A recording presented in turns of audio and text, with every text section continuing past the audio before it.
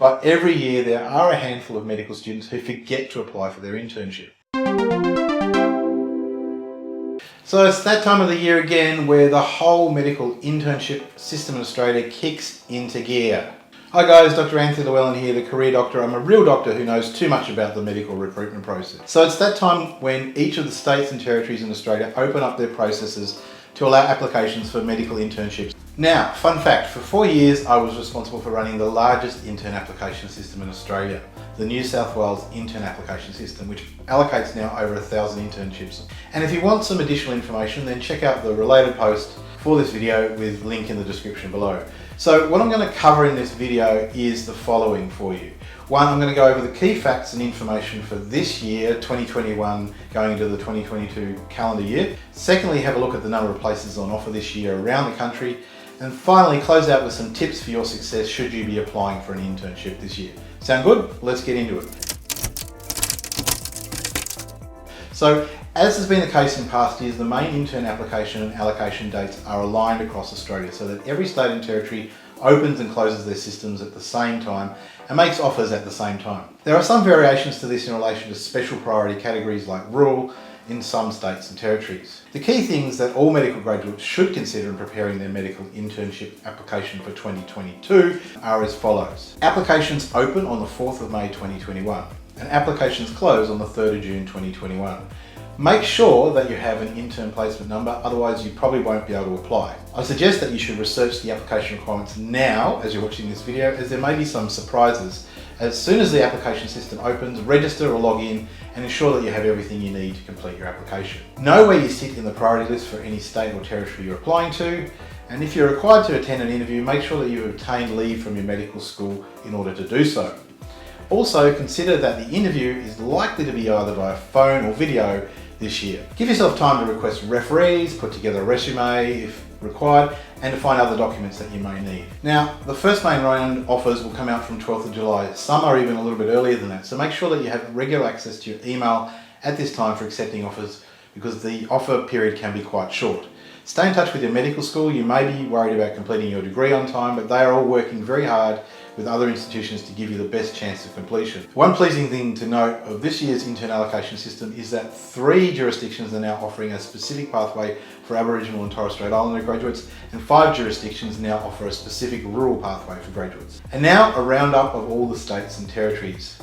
Starting with New South Wales, the largest state by population. Now, New South Wales will offer intern positions to 1,041 interns in 2022, including 173 rural posts across 15 networks.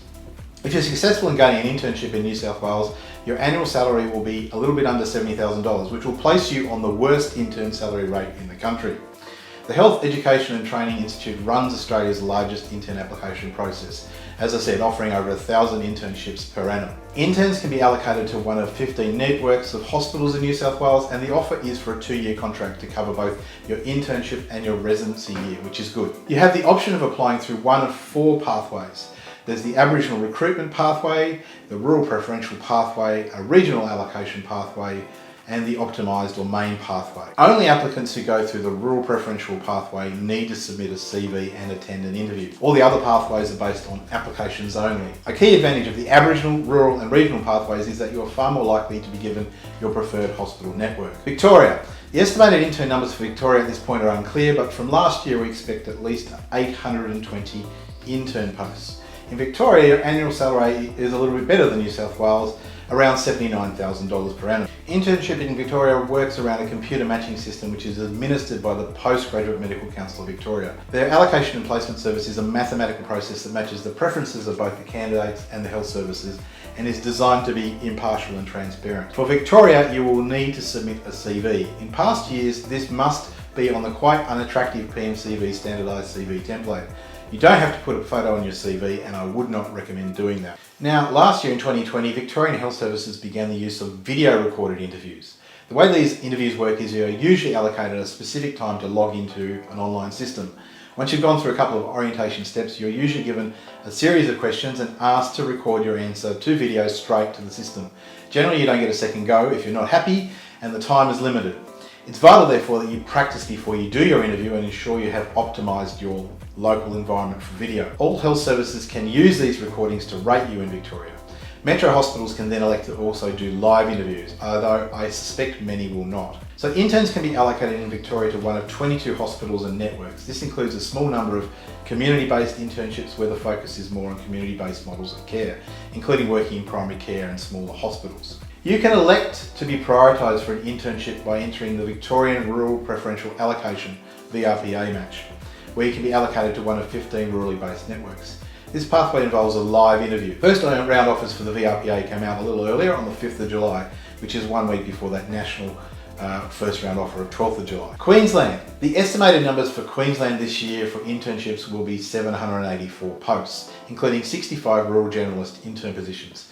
Your annual salary will be around $81,000, which will be the best in the country. Queensland has possibly the most complex internal allocation system of all the jurisdictions. The system is run by Queensland Health, and interns can be allocated to one of 20 employment hospitals. There are 3 pathways for intern allocation in Queensland. The Rural Generalist Program offers an opportunity to select a rural hospital centre as part of a program that is a pathway to working as a rural GP. And applications for that actually opened very early on the 2nd of March and have closed already on the 16th of March. There's also an Aboriginal and Torres Strait Islander intern allocation initiative. The purpose of this initiative is to promote the success of Aboriginal and Torres Strait Islander medical graduates into the Queensland health workforce. And finally, there's the General Intern Campaign. An interesting aspect of the previous Queensland application portal was the fact that you could see a live indication of where other applicants have preferenced other hospitals. This was presumably designed to encourage medical students to consider other hospitals and get the student group itself to work out the allocation. From the information so far this year, it appears that you will not be able to see how many have applied for what hospital. Rather, they have put in place an interesting rollback system. The rollback process only applies to the top applicant group A candidates who tentatively accepted their first round offer because they did not receive their first preference. The rollback occurs after the ballot for the first round has been finalised. The whole rollback process happens in one day. So if an applicant is unavailable on the day of the rollback, they can nominate a proxy to be available via phone. All applicants or their proxies participating in the rollback process need to be actually contactable on that day and ready to accept or decline the rollback offer. If you or your proxy is not contactable by phone, you will miss out on the new offer. They apparently do not accept voicemails. Now, Queensland is one of the few jurisdictions that does permit international medical graduates to apply for interns in their state as part of the last applicant group. But if you're an IMG doctor hoping to snare an internship post in Australia, I would not put high stakes on getting one. Western Australia. Now, information for Western Australia for this year is not currently available, but based on last year's numbers, there will be at least 310 intern positions, and the annual salary is about $80,000. Another bonus of working in Western Australia as an intern is that you get a 3-year contract. In WA, all interns are employed by a primary employing health service, and there are 4 of these.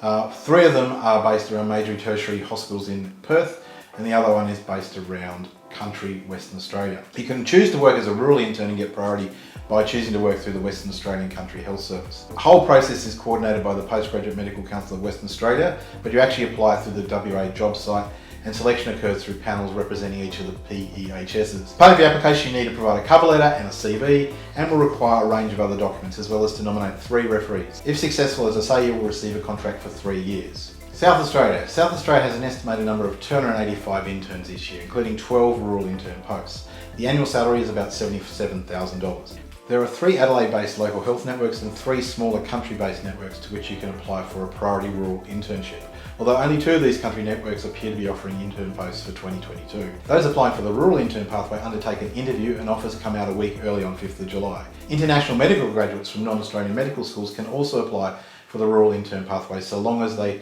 have only graduated in the last 2 years and have an AMC Part 1. I'm not going to go into details here, you can read more on the blog, but South Australia's intern allocation priorities are the most complex of all jurisdictions, with categories and subcategories. Generally, Aboriginal and Torres Strait Islander applicants are given priority preference within each of the categories by being placed number 1 for the subcategory. South Australia is one of few states that specifically permits medical graduates from other countries to apply for internship positions, but they are at the very bottom of the priority list. In addition to a CV and referees, in order to apply for an internship in Australia, you'll also need to provide a certificate confirming that you've completed some of the SA Health online electronic medical record courses. Tasmania, my home state. There's only partial information available for 2021 so far for Tasmania. There's an estimated number of 90 internships in Tasmania, and the annual salary is a little under $72,000. Internships are coordinated in Tasmania by the Department of Health and Human Services. All applicants are required to apply online. As part of your application, you're asked to preference all of the 3 available sites, which are Hobart, Launceston and the Northwest region based around Burnie and Devonport. Candidates need to attach a CV or resume and any other relevant information to their application and must arrange completion of 2 electronic referee reports. At this point, it's not clear how selection will work in 2021 for Tasmania. In past years, there has been an interview process. However, the information to date indicates that priority 1 candidates will just be placed into a ballot and allocated according to preferences. This seems to indicate there will be no interview or merit-based selection, at least for this group. The Northern Territory. It's hard to know what the estimated number of positions in the Northern Territory will be this year. I'd say at least 50. I only know that there's 24 for the Central Australian Health Service, and there should be a little bit more for what's known as the top-end health service, but those numbers aren't available. Annual salary is pretty good, it's just under $79,000. The Northern Territory Pre-Vocational Medical Assurance Services, PMAS, conducts a central review of eligible applicants, and all intern positions are allocated within the 2 of the Northern Territory Health Service. That's the top-end health service based around the Royal Darwin Hospital and the Central Australia based around Alice Springs. Eligible applicants are allocated to intern positions in line with Northern Territory category groups. Indigenous applicants are prioritised within the Northern Territory. Overall, the intern allocation process is based on an applicant's category group and the health service's preference and the number of positions available in each health service. The Northern Territory is one of few jurisdictions which will consider IMG applicants. Generally, you will have to have had previous experience in the Northern Territory for this. Finally, the Australian Capital Territory. There's no current information for 2022 for the Australian Capital Territory, but here's the information for 2020. Estimated numbers are 95, the annual salary is a little under $75,000. 6 of these positions are normally guaranteed to New South Wales medical students. If you want to apply for an intern position in Canberra or the ACT, you do so via the ACT Health Recruitment page. Most of your time is spent at the Canberra Hospital, but ACT is interesting as it is one of the few chances you may have as an intern to work in 2 separate states and territories, because rotations can include places like Goulburn and Bega. And finally, as promised, some tips about the whole process. So tip number 1, your medical intern placement number. IPN or intern placement number is a unique 9-digit number which has been generated by AHPRA and has been provided to the medical schools for distribution to all final year medical students. The number is used as part of the national audit process, which ensures that the intern positions across the country are made available as soon as possible to applicants. This IPN number also streamlines the registration process. It's not the same number as your AHPRA registration number or even your student number. So if you've not received your IPN, you should check with your medical school now. Tip number 2, other things you will likely need. The majority of states and territories require you to upload an academic transcript as proof that you are indeed a medical student. They will also request evidence that you satisfactorily met the AHPRA English language requirements. This may seem a bit ridiculous given that you've been attending medical school in English for the last 4 or 5 years, but it is the law, so you should check whether you may need to submit an up-to-date English test result or some other form of documentary evidence such as a high school certificate. Most states and territories also request a CV or resume. For tips on your CV or resume, see our Ultimate Guide to CVs or watch a video series about this. Some states and territories have a CV template that they suggest you use to fill in your information. In the case of Victoria, you're required to use this template. At this stage, it's probably fairly harmless to use the template for the states and territories. But if you're thinking about your future career, then now is a good time to be designing your own CV. The risk of using a template is that you don't stand out from other candidates. You'll also need to provide proof of your identity, citizenship, residency or visa, and if you've had a name change along the way, you'll probably need to also provide some documents in relation to this. Why is all this information important? Well, the state and territory bodies who administer the intern application process have a responsibility to ensure that you are eligible to apply for provisional registration at the end of the year in order to work as an intern. They collect this information to check that everything is in order so that you're indeed eligible to apply. Employers get rightly annoyed when told that someone who's been allocated to work with them as an intern will have several months delay whilst they resit, say, an English test. However, it is your responsibility to ensure that you're eligible for registration. So you should also be checking these things yourself. It's hard to fathom given the amount of communication from health departments, medical schools and colleagues, but every year there are a handful of medical students who forget to apply for their internship or don't submit the right documents. This means often having to wait another year, so don't let that be you. Tip number 3, research and apply early. It's hard to fathom given the amount of communication, as I said, but every year there are a handful of medical students who forget to apply for their internship. This means having to wait another year. Do not let that be you. There are even more students who leave their application to the last minute, only find that they're missing a vital document. As soon as the application page opens for each state and territory that you're going to apply to, Make sure you register and then go as far through the process as possible so you can see if there's some sort of document that you need to find or come up with. Tip number 4, practice your interview and video interview techniques. If you're one of the many students who may need to undertake an interview for internship, the chances are, in a lot of circumstances, this will be done by video. As I've already said, states such as Victoria are preparing for recorded videos. There's a lot more than you think to video interviewing. It's not just like a normal interview. For a rundown on this, check out a recent video that I did about it. Tip number 5, know where you sit in the priority list. It's important to know where you sit in the priority list. Each state and territory has a slightly different order, but in essence it goes something like this. Number 1, if you're an Australian citizen or permanent resident and went to medical school in that state or territory, you're on top of the list. Number 2, if you're an Australian citizen or permanent resident and went to medical school in another state or territory or New Zealand, you're probably second. Third, if you're an international student who study medicine in Australia, you're probably next. Tip number 6, know the key dates, including the offer dates. As I've said already, it's crucial that you know the key dates. If you miss your application submission date, and it does happen, there's no allowance for a last minute submission. You also need to make sure you're available to accept your offer. Generally, the window for offer acceptances is quite narrow, around 48 hours. For this year, the day on which the first round of main offers can be made nationally is 12th of July, and most offers will come out on that day. Thereafter, there is a series of offer windows for second and third and fourth rounds, etc. In between, there is a mandated pause which allows the national intern audit process to run. This is a system that works to ensure that vacancies are being freed up as soon as possible by highlighting medical students who may have an offer in more than one jurisdiction and ensuring that they accept one offer and decline the others. There are often priorities within priorities. Some states and territories also have priority pathways to ensure groups such as Aboriginal and Torres Strait Islanders and doctors who wish to work rurally or regionally can obtain their preferred placement early. So if you're an international student and like the idea of working rurally, it's probably a good idea to consider a rural pathway, as it will likely boost your chances of being selected for an internship. So there you go, there's the full rundown on internship for 2021 starting in the 2022 calendar year in Australia. As I said, some of the information for some of the states and territories hasn't been fully updated at this point. Usually there's slight increases in intern numbers as the year goes through. I will try and update those figures and information for you in the related blog post that I've linked in the description below.